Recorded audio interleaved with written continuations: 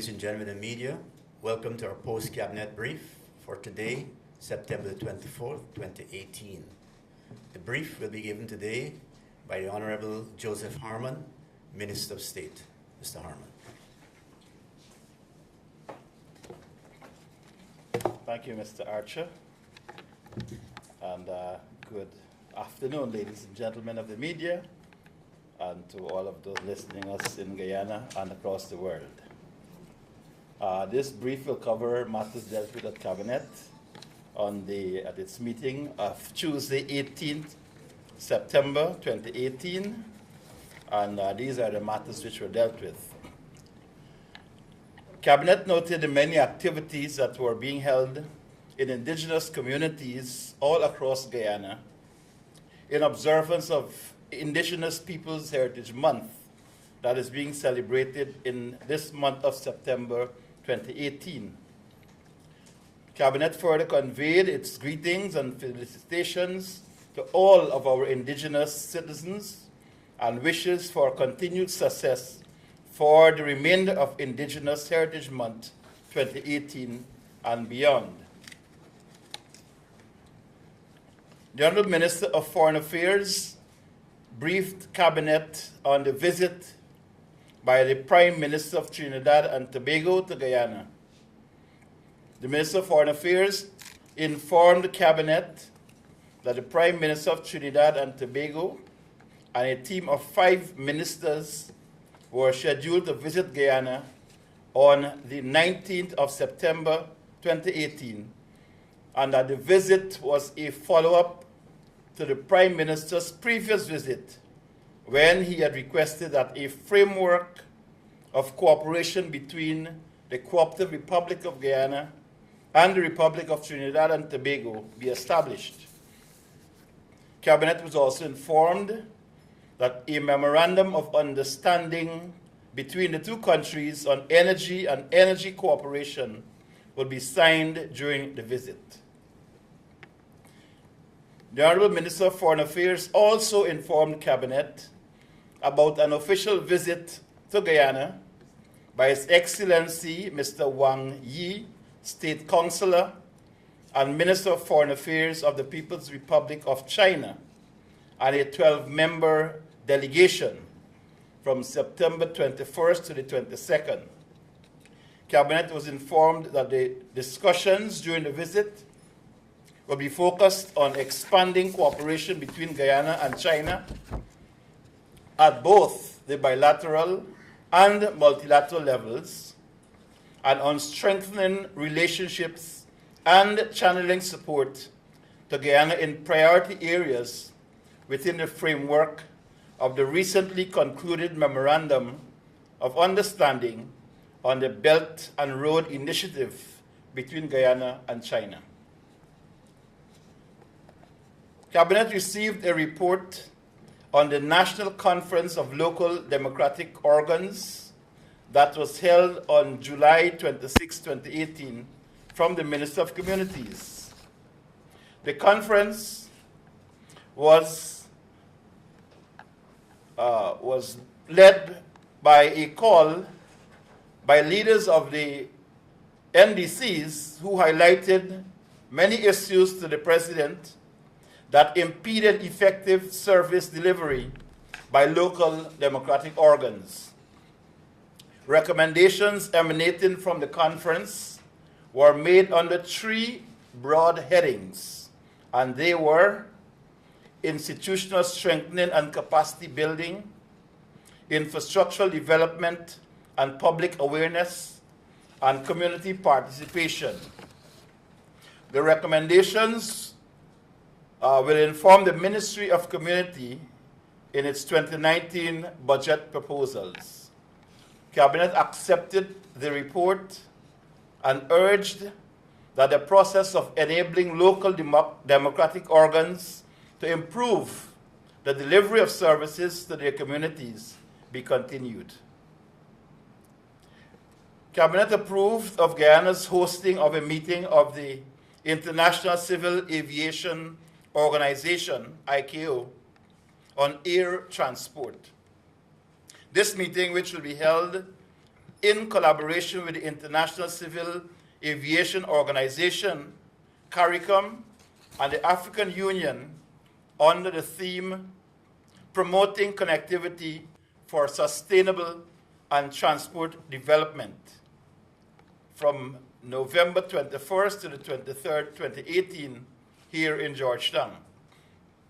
It is expected that approximately 400 delegates from 192 member states of the ICAO will attend the meeting that will focus on such issues as harmonizing regional air transport, the regulatory framework, liberalization of air cargo, and thirdly, air transport and tourism.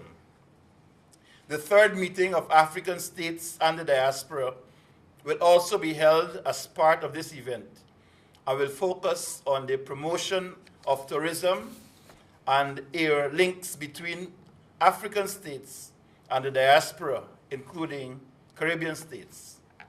A national organizing committee under the chairmanship of the Director General of the Civil Aviation Authority, Colonel Fields, has been established to finalize plans for the meeting. Cabinet also approved Guyana's hosting of the least developed countries, small island developing states, trust fund workshop on human rights for Latin America and the Caribbean region in Georgetown from October 29th to the 31st, 2018. Cabinet was advised that this event formed a significant part of a series of regional workshops to be held by the Office of the High Commissioner on Human Rights. Hosting of this workshop will be a further indication of Guyana's commitment to the promotion of human rights worldwide, and especially among CARICOM countries. Cabinet approved the appointment of the Board of Directors of the Guyana Sugar Corporation, as submitted by the Honorable Minister of Agriculture.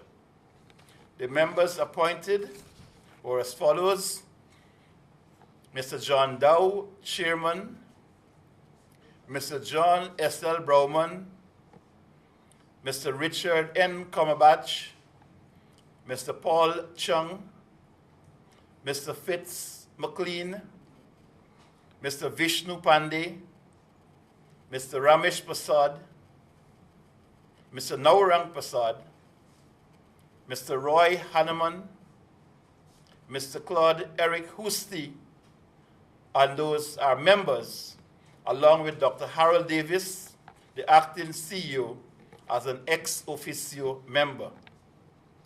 The appointment of the board will be for a period of 2 years and will expire on the 31st of August, 2020. Cabinet received the annual report of the Protected Areas Trust for the year 2017. Cabinet considered the report and granted approval for it to be laid in the National Assembly in accordance with Section 110(2) of the Protected Areas Act 2011. Cabinet has granted its approval for the appointment of High Commissioners and Ambassadors to Guyana as follows. From the Republic of Zambia, the appointment of Her Excellency, Mrs. Alfreda Chikwela Kasimbi Mwamba as High Commissioner of the Republic of Zambia. The appointment of High Commissioner Mwamba is expected to strengthen the relations that have existed between Zambia and Guyana since the establishment of diplomatic relations in February of 1971. Secondly, from the Republic of Ghana, the appointment of Her Excellency Abina Pokiua Odumba Busi as High Commissioner of the Republic of Ghana.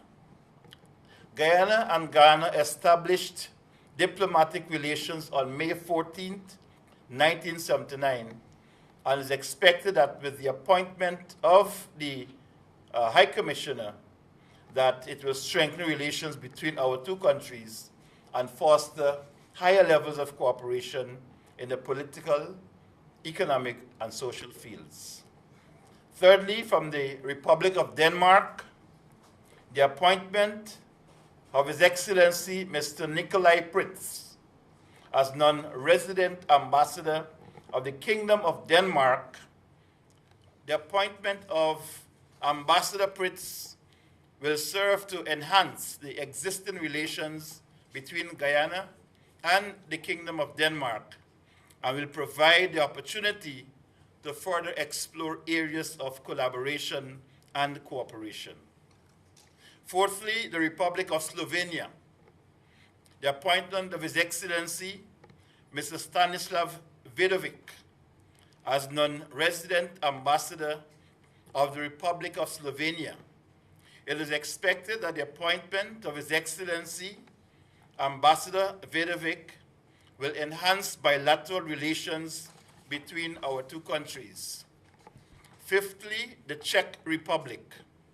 The appointment of Her Excellency Mrs. Sandra Lang Linkendisovora as non-resident ambassador of the Czech Republic. It is expected that this appointment will serve to intensify relations between Guyana and the Czech Republic in political, economic, social, and technical affairs. Sixthly, the Republic of the Philippines.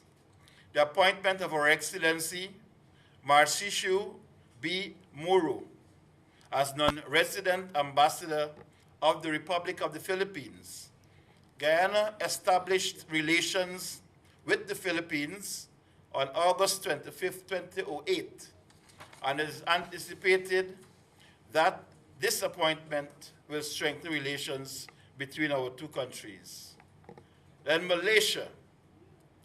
The appointment of His Excellency Mr. Datuk Lim Yeo Jin as non-resident ambassador of Malaysia. Guyana and Malaysia has a long history of diplomatic relations that date back to 1974. These two countries have collaborated in the areas of science, business, and many other fields, and it is expected that the appointment of Ambassador Jin will result in the development of enhanced relations between Malaysia and Guyana. Cabinet approved attendance at the 56th Directing Council 70th session of the Regional Committee of the World Health Organization for the Americas to be held in Washington, D.C., United States of America, from September 23rd to the 27th. Among the issues to be addressed at this forum will be plans of action for women, children, and adolescent health 2018 to 2030, human resources for universal access to health and health coverage, and entomology and vector control. Guyana will be represented at this forum by the Honorable Valda Lawrence, Minister of Public Health, and the Deputy Chief Medical Officer, Dr. Karen Gordon Boyle.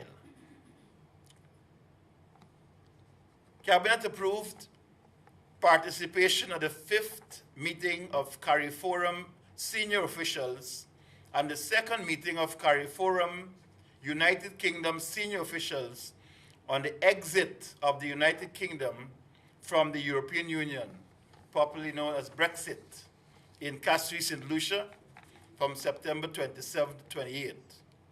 The forum will address the departure of the United Kingdom from the European Union, and this departure, it is anticipated, will result in an end to the membership within the CARIFORUM European Union Economic Partnership Agreement, which will affect the current trade arrangements between Caribbean countries, including Guyana and the United Kingdom.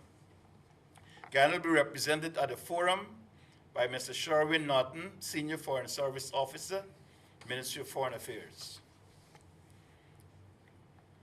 Cabinet approved attendance at the Caribbean Association of Firefighters' second executive meeting, the 9th Biennial Conference, and the 6th Goodwill Games Mass Casualty Disaster Preparedness and a Road Traffic Accidents and Incident Command System Training.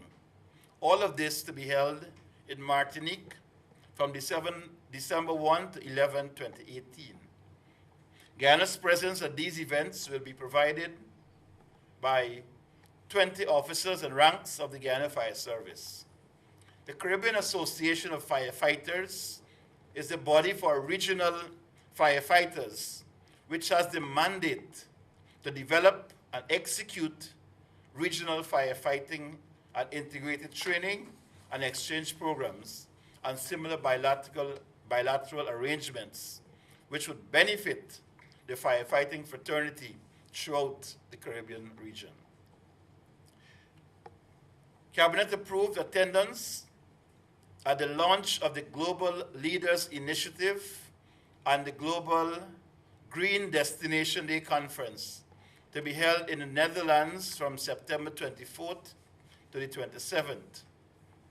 This event is designed to connect leading global tourism destinations and businesses to benefit effectively from incubator programs aimed at improving the quality and sustainability of their tourism officers, monitor their progress, and share good practices and experiences. The Director of the Guyana Tourism Authority, Mr. Brian Mullis, will represent Guyana at the forum. Cabinet noted the award of contracts by the procurement entities as follows. For the construction of a timber structure within Wakapau Village, Wakapau River Region Number 2, Ministry of Public Infrastructure, for the sum of $19,955,000, contract awarded to Paramlal Gobardans Contracting. For the construction of schools in the Ministry of Education, Lot 1, Westminster Secondary School, for the sum of $4,795,595 United States dollars, contract awarded to R. Basu and Sons Contracting Services. Lot number 2, Good Hope Secondary School, Region number 4, a contract in the sum of $4,082,506 US dollars, a contract awarded to BK International Inc. For the rehabilitation of Chai Chai West Airstrip, Region number 7, Ministry of Public Infrastructure, for the sum of $118,033,000, contract awarded to KP Thomas and Sons.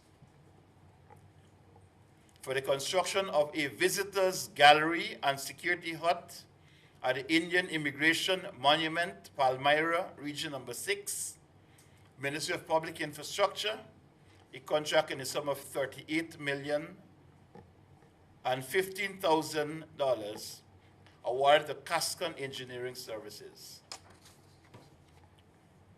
For the rehabilitation of the Leguan Ferry Stelling, Region number 3, Ministry of Public Infrastructure, for the sum of $413,259,000, contract award to S. Mirage Contracting Services. For the rehabilitation of Bemichi Airstrip, Region number 1, Ministry of Public Infrastructure, contract in the sum of $68,057,000, contract award to Mohammed Ramzan Ali Khan Construction. For the construction and supply of a passenger and cargo ocean ferry vessel and associated equipment, Transport and Harbors Department, Ministry of Public Infrastructure, in the sum of $15,627,000 United States dollars, Contract awarded to Shaft Shipyard Private Limited.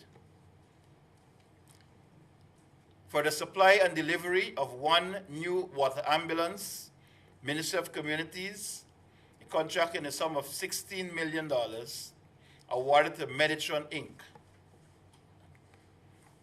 For the procurement of line hardware for the Lethem Power Company, Ministry of Public Infrastructure, a contract in the sum of $24,835,000 awarded to Fix-It Depot. For the implementation and training for enhancing national climate services in Guyana, Ministry of Agriculture, a contract in the sum of $78,186 United States dollars awarded to International Research Institute, the Earth Institute of Columbia University, United States of America. For the development of evidence-based, gender equitable framework for climate smart agriculture intervention, the Ministry of Agriculture, a contract in the sum of $284,000 United States dollars awarded to International Center for Tropical Agriculture. And finally, for the technical services for demand-based destination mapping, Guyana Tourism Authority, a contract in the sum of $80,643 United States dollars awarded to Swiss Contact. Ladies and gentlemen of the media, those are the matters which were dealt with Cabinet at its last meeting.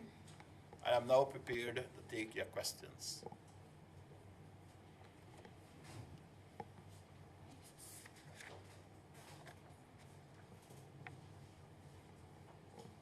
Good morning. Sorry to praise the Starbuck News. About 2 months ago, the government of Guyana signed an MOU with China, and then over the weekend, 2 loan agreements. Could you say when and if those documents would be made public? And one of the agreements over the weekend was for the funding of the extension of Guyana National Broadband Project. Would it be Chinese contractors who would be involved in that upgrading service? And secondly, the last time we were here, you said that Minister Patterson would address Cabinet on the Public Procurement Commission's findings in relation to the award of the feasibility study contract for the new bridge. Could you say if that was done? Okay, let me take the last first. I said Minister Patterson will address it. In fact, Minister Patterson will address that matter. He's currently abroad, and when he gets back, he's prepared to address that matter.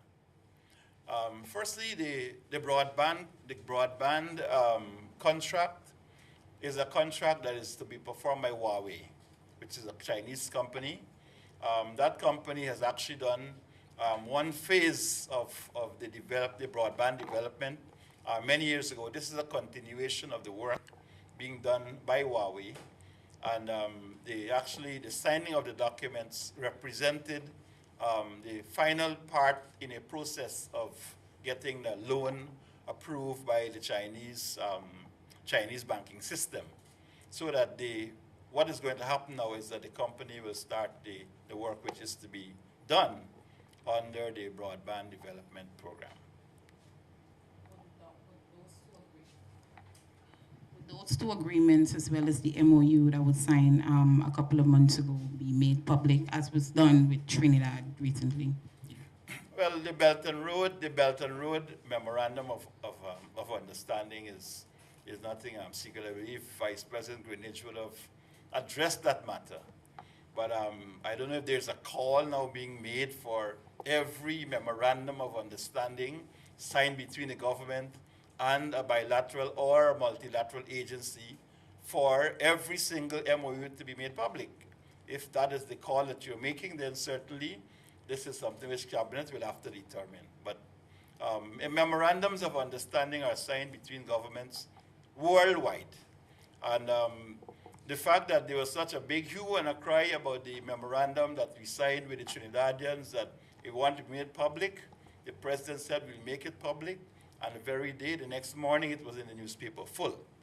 So there's nothing for us to hide where these MOUs are concerned, and certainly once it is in the public interest and there are no security concerns, certainly we will make these agreements public. The contract between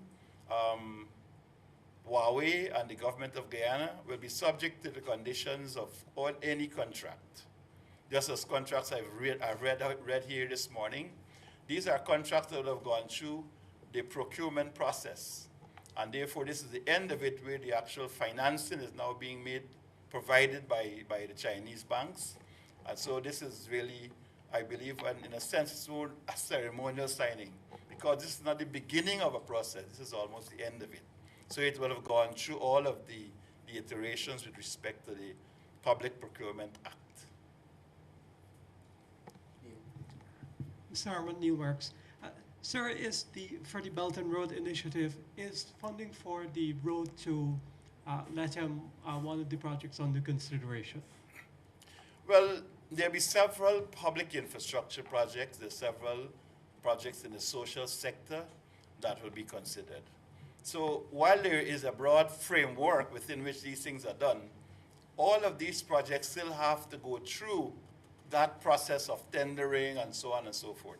So that it's not as if, okay, you have the Belt and Road Initiative signed, and therefore every project that you put up will receive funding. It still has to be interrogated properly to ensure that all of the requirements for funding are met.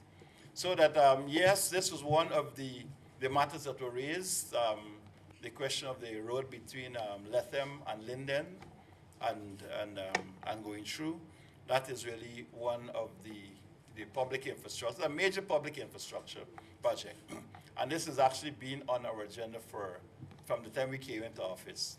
And we've actually gone, Minister Patterson, you would know, in 2017, I believe it was, attended a public infrastructure forum in China itself, where the countries all around the world were able to present their public infrastructure programs for that country.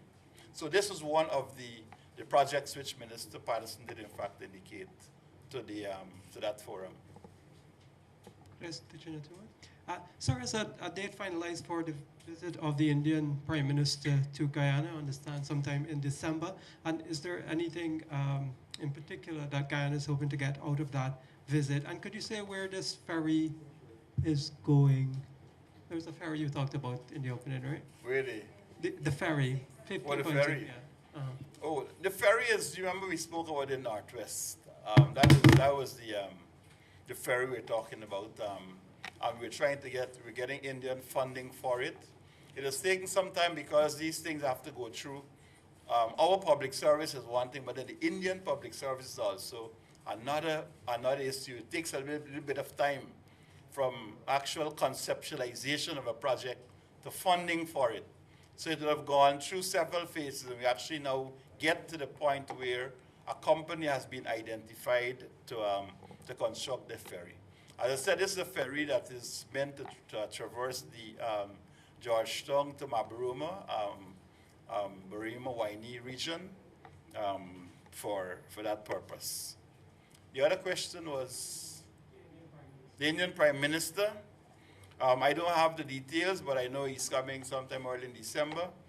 And that, of course, the Indian monument at Palmyra, we're working very seriously to ensure that that monument is completed, and not only in the original format in which it came, but we're doing some extensive work and so on to make sure that it's something that is fitting for the Prime Minister to be able to come and see when he gets here.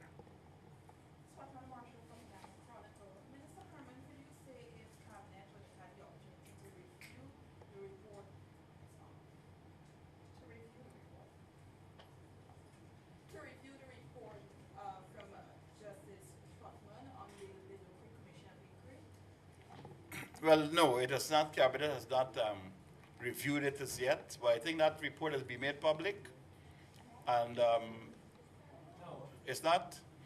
Okay, but I'm seeing several aspects of the report published in the newspaper. So maybe you then have access to the report that, that since it's not made public, you have made it public by publishing it. But Cabinet has not deliberated on it. But I think from what I read in the newspapers, there are some very clear recommendations which the Commission of Inquiry has made.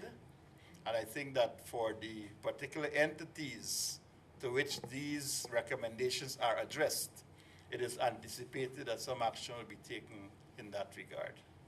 Just one question on Rusal.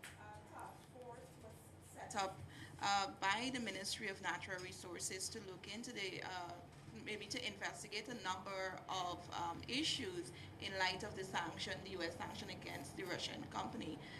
Could you say if any report was submitted to Cabinet in light of the deadline? I think it's October 23rd.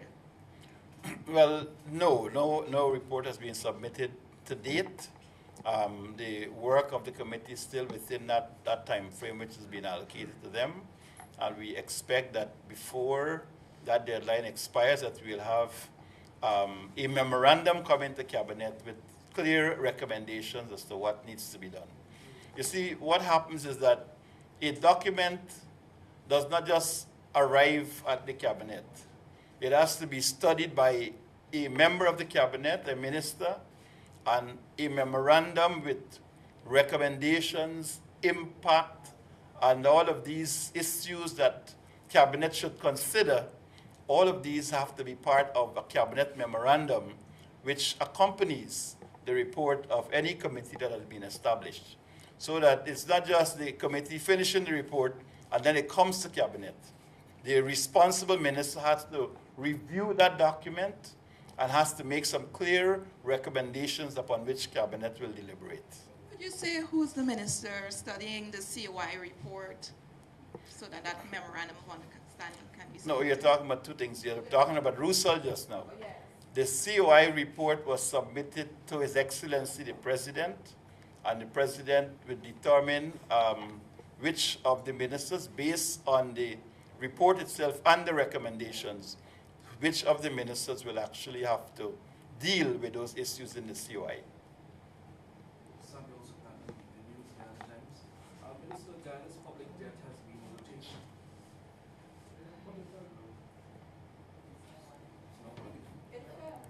Go ahead. Okay, go ahead, Samuel. Yes. Last year, public debt was US $1.6 billion. More loans were signed this past week. Is government at all worried about public? What I can say to you about public debt, that is that I believe our public debt is really well managed by our Minister of Finance. And that our Minister of Finance, if you know him well, is a very, very tight-fisted person.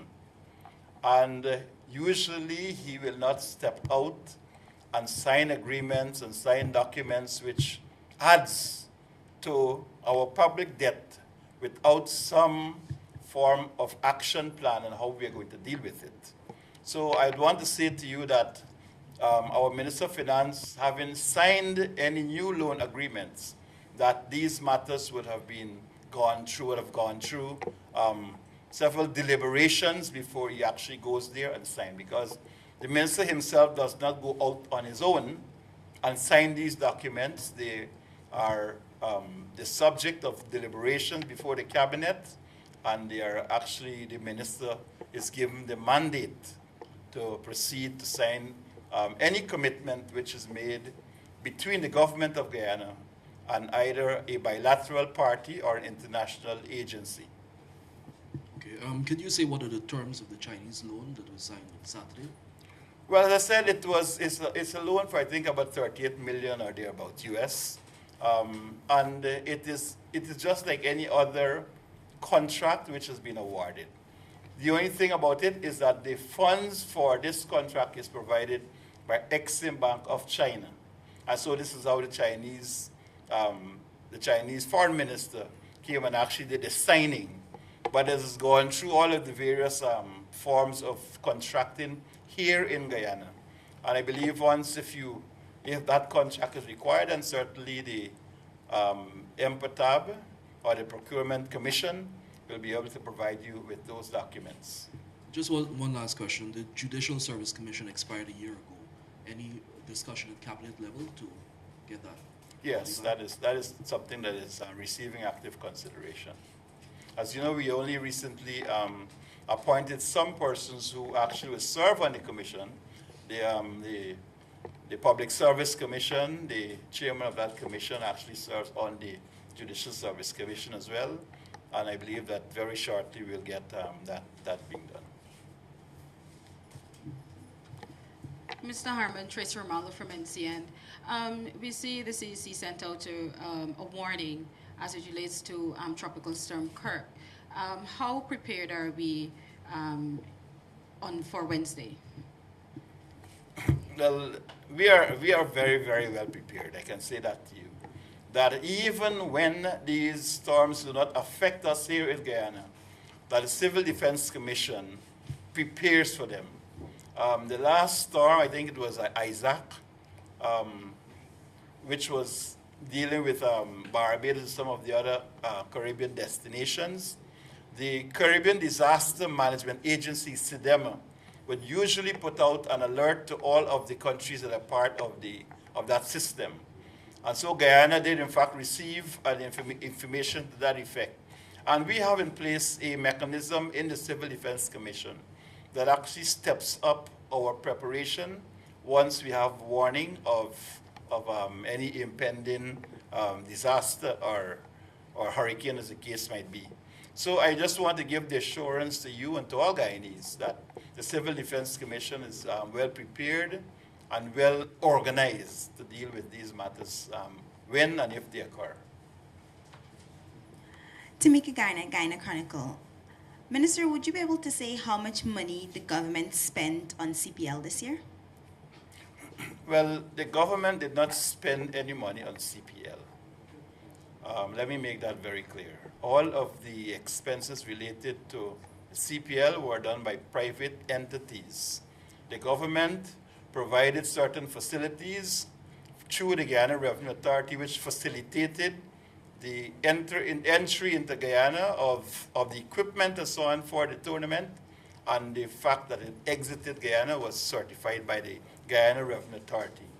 But insofar as government expenditure is concerned, there was none.